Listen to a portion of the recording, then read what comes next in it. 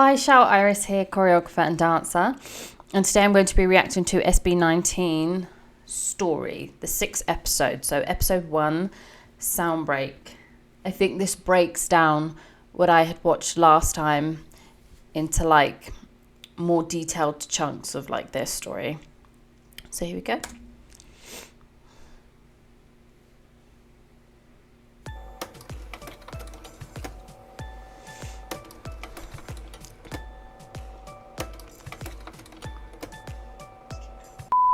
Disclaimer, this video is only based on my personal research. I might miss some details and it's possible to have discrepancies, but I did my best to get as much accurate information as possible, so enjoy. And we appreciate it.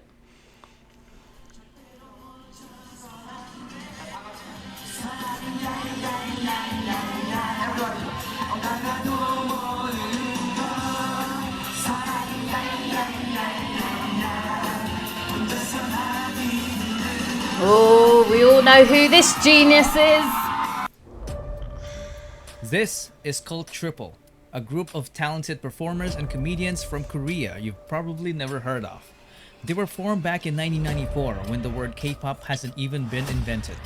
In 2002, one of the members made the biggest mistake of his life, which will change the entire course of P-pop history. Or did he? Da, da, da. Do you remember this song?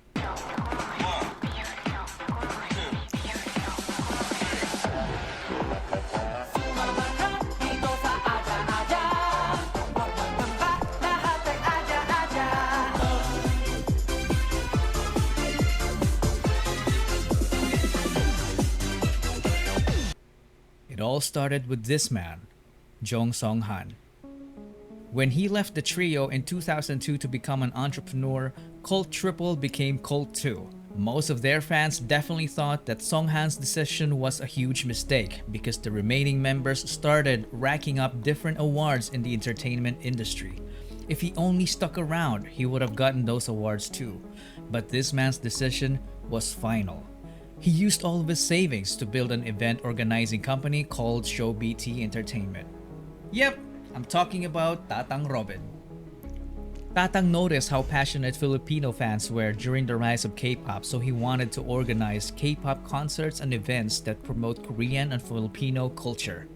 To make that happen, he needed entertainers, a group of young people that would be part of the package of their service as an event organizer. We are talking about people who can do dancing, singing, and even act as servants like waiting tables and assisting guests. So he held an audition and hundreds of young talents applied. 30 of them passed as trainees. They were then called Nara, which in Korean means country and is the national tree of the Philippines. They went to multiple events together, including the fan meeting event of the K-pop group called Off-Road. I can't find 내게 달 때까지 'cause you're my lady 널 향한 traffic After numerous events, Tatang Robin saw something special when it comes to Filipino talent. He realized that some of his trainees were far too talented to just end up as small-time performers. So he decided to launch the first P-pop boy group that underwent strict Korean-type training. Out of the 30 trainees, only few have made it. Jan Paulo Nace. He always wanted to be a performer. As a young dreamer, he joined several competitions as a soloist and also a member of the K-pop dance cover group called PHP. As a trainee, he was the guy who shows up early and leaves late despite juggling a full-time job as a data analyst to provide for his family. He was the first one selected due to his undeniable diligence and leadership qualities. He is known to have critically acclaimed songwriting ability, a badass rapper, and was often dubbed as a genius, but he consistently denied it because he claimed to be just a hard worker. This made him the destined leader of the group. He debuted with the name Sejun, but later changed his name to Pablo. Now that the methodical leader is chosen, they needed more members. Tatang Robin just got a genius composer in Pablo, so they needed someone who can dance, and this next guy is exactly that, and even more. Stelvester Ahero. He was only 16 when he started competing as a dancer while studying. He was a born winner despite growing up as a bullied kid. He made performing his escape from the harsh reality of the world. He did a great job channeling the negative aspect of his life and converting it by winning multiple K-pop dance cover competitions with his group. You know, it sounds like a cliche when people say, like, you know, music changed my life or dancing changed my life, but there is so much emotion as a dancer that you can just channel in when you're dancing, so much you can just let go of. Whenever I get really stressed or overwhelmed in life, I'll just dance, and it takes you away. Like, it's such an escape from reality. I can't explain it, but it's just, when I hear stuff like this, I have people around me like, oh, that's such a cliche, you know, when you go, like, when you watch these shows and people are like, dance is my passion, dance changed my life. Like, it's been overused and oversaid because it's the nature of what it is. It's escapism. Sayon. He is also a hard worker. He was teaching dance to kids while competing.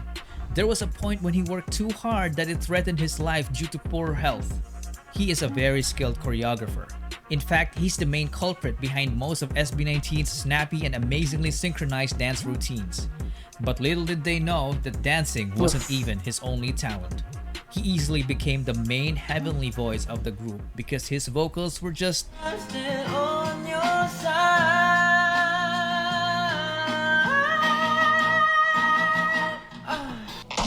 out of this world. He debuted as Stel, the main vocalist, the lead dancer, and choreographer of the group. Josh Cullen Santos became homeless at the age of 16, and it was his decision. He's had the worst childhood among the other members. From growing up in a toxic environment to being physically abused as a kid by their nanny. At an early age, he witnessed what it feels like to be a member of a middle-class family that went rock bottom in just a matter of months. He experienced getting evicted from apartments to smaller rooms. It came to a point when his family had nothing to eat but ketchup and salt. They had no permanent address. Because of that, Josh and his sister dropped out of school multiple times, so they got bullied at school for being repeaters. Sometimes he would get into fistfights for defending her. Josh had enough of this, so he took matters into his own hands by leaving. He became independent and started working as an internet cafe attendant. Using his own income, he took the alternative learning system and was able to finish his high school degree. He clearly had no background in performing. Not until he met new friends from the dance community, which led to him meeting Stel and Sayon. They became co-members and went on to win numerous K-pop dance cover competitions all over Asia. They even met BTS during one of their winning runs in Korea. In a way, Josh was saved by Stel after trying so hard to save himself. And it paid off because after training, Josh ended up debuting as the lead rapper and dancer of the group. God, he looks so different now. Healthy and happy. Justin De Dios didn't have to audition. Apparently, he was a very good-looking guy that when he joined a talent workshop as a teenager, Show BT immediately took notice and offered him to become a trainee to improve his singing and dancing skills. He was one of the late joiners, and when he did, he immediately saw a familiar face in Josh. You look familiar. Apparently, the two had a stint in performing together in a K-pop dance cover group called Zero to Hero. Hey, welcome to my world, let's do this. 이슈 제조기라 부르면서 어디 가도 분위기가 higher. 비행기 밖은 너무 시끄러워. So Justin as well wasn't new in the world of performing. He auditioned to be a part of the televised Pinoy boy band Superstar show, but he didn't even make it to the live auditions. Perhaps it was fate. He didn't have great singing skills at the time. It was only when he became a trainee that he improved astoundingly in the vocal department. He went on to finish his college degree in multimedia arts while training, which earned him a skill in filmmaking. He then got selected to debut as the main visual, the sub-vocalist, and the creative director of the group. He was the would-be director behind the record-breaking P-pop music video, What, and more. But that's a story for another video. At this point, Show BT seemed to have completed the group. 4 members in a P-pop group, a nice even number. 2 rappers, and 2 vocalists. They were perfectly balanced, but they felt like something was missing. Perhaps someone was missing. Someone who could take this already great group of guys and push them to achieve the next level, the extraordinary level. Someone so naturally gifted that he could stand out in the presence of the already talented group of young artists. This venture that Tatang Robin took needed an apex, so he started the online auditions. When Josh heard about it, he was like, I know a guy.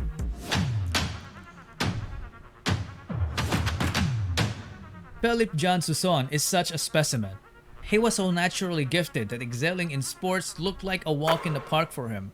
He grew up in the church under the care of his grandparents. He was an artistic kid, so he was active as an editorial cartoonist in school. Nobody taught him to play musical instruments. He taught himself by just listening to the music, so he ended up becoming a southpaw guitarist, but he later fixed it as he learned more. He didn't even know that he could dance until he was forced to in order to get good grades during their school intrams. After discovering dance, he transformed from a guy who didn't know it to someone who can fly. Because of his raw talent, he ended up teaching dance to the entire school and continued on to form a K-pop dance cover group called Amigo 7. Apparently, his group gave Josh's group so much trouble during their early competitions because they were very good rivals. So he decided to recruit him. But Philip was hundreds of islands away and didn't have the money. What did Josh do? He shelled out for his plane ticket. With nothing else to lose, Philip went and left his previous Shows how life much in the faith countryside. Josh had He then trained with the boys and in officially him. debuted with them as Ken, the main dancer, the bass vocalist, and the lead rapper of the group. One thing to note is that they were an unlikely bunch because they wouldn't have met each other if Tatang Robin stayed with his already successful group in Korea. Justin failed his first audition, so he didn't even bother to audition again because he thought he wasn't ready. And Josh wouldn't have attempted to recruit Ken if Show BT's training program didn't even exist. And that, ladies and gentlemen, is the butterfly effect. When a small and seemingly insignificant occurrence has a rippling effect through time, leading to a consequential event sometime long after the initial event, or as Google would put it, a phenomenon whereby a minute localized change in a complex system can have a large effects elsewhere. Tatang Robin's so-called mistake back in 2002 led to forming the future P-pop kings. In 2018, SB19 was formed. The name of the group was carefully picked. The number 19 is the sum of Korea and the Philippines area code digits 82 and 63. So 8 plus 2 plus 6 plus 3 is 19. SB doesn't only mean Show BT. It is all about their ultimate goal for Pinoy sound to break into the music industry, which is fearlessly represented by this praise. SOUNDBREAK.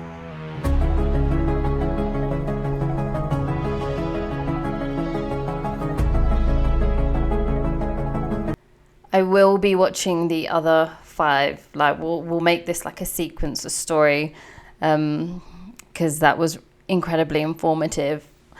So yeah, thank you for watching it with me. Sorry I didn't talk so much. Subscribe if you haven't, and I'll see you on the next video. Have a nice day, everyone.